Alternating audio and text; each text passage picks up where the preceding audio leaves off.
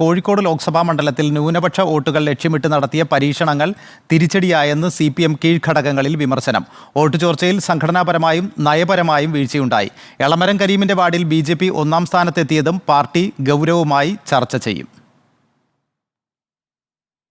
UDF തരംഗത്തിൽ സംസ്ഥാനത്താകെ കനത്ത തിരിച്ചടിയുണ്ടായെങ്കിലും കോഴിക്കോട് ലോക്സഭാ മണ്ഡലത്തിൽ MK രാഘവന്റെ ഭൂരിപക്ഷം 1 ലക്ഷം കടന്നത് CPIM ഗൗരവമായി കാണുന്നു. സ്ഥാനാർത്ഥി എളമരം കരീമിന്റെ വാർഡിൽ BJP ഒന്നാം സ്ഥാനത്തെത്തിയത് പാർട്ടി ഘടകങ്ങളിൽ ചർച്ചയായിട്ടുണ്ട്. ഇവിടെ കോൺഗ്രസ് 2ാം സ്ഥാനത്തും CPM 3ാം സ്ഥാനത്തുമാണ്. കോർപ്പറേഷൻ പരിധിയിൽ CPMന് 1500-ലേറെ ലീഡ് നൽകുന്ന കോട്ടൂളി പോലുള്ള വാർഡുകളിൽ വോട്ട് കുറഞ്ഞു. കോട്ടൂളിയിലെ 37, 38, 39 ബൂത്തുകളിൽ BJPയാണ് മുന്നിൽ. എലത്തൂർ നിയോജക മണ്ഡലത്തിലെ കക്കോടി, കുരുവട്ടൂർ തുടങ്ങി CPM ശക്തി കേന്ദ്രങ്ങളായ പഞ്ചായത്തുകളിൽ കോൺഗ്രസിനാണ് ലീഡ്. ന്യൂനപക്ഷ വോട്ട് ലക്ഷ്യമിട്ട് നടത്തിയ കരീം ക പ്രയോഗം തിരിച്ചടിയായി. ന്യൂനപക്ഷ മേഖലകളായ കൊടുവള്ളി, കുന്നമംഗലം, ബേപ്പൂർ മേഖലകളിൽ ലീഡ് പിടിക്കാനാകുമെന്നാണ് CPM പ്രതീക്ഷിച്ചിരുന്നത്. പലസ്തീൻ മുതൽ ഏക സിവിൽ കോഡ് വരെയുള്ള വിഷയങ്ങളിൽ ഐക്യദാർഢ്യ സദസ്സുകൾ നടത്തിയതും ന്യൂനപക്ഷ സമുദായ സംഘടനകളെ CPM വേദിയിലെത്തിച്ചതും കോഴിക്കോട് മുന്നേറ്റം പ്രതീക്ഷിച്ചായിരുന്നു. എന്നാൽ ന്യൂനപക്ഷ സ്വാധീനമുള്ള ബേപ്പൂരിൽ 19,000 വോട്ടും കൊടുവള്ളിയിൽ 38,000 വോട്ടും കുന്നമംഗലത്ത് 23,000 വോട്ടും UDF ലീഡ് നേടി. ഒപ്പം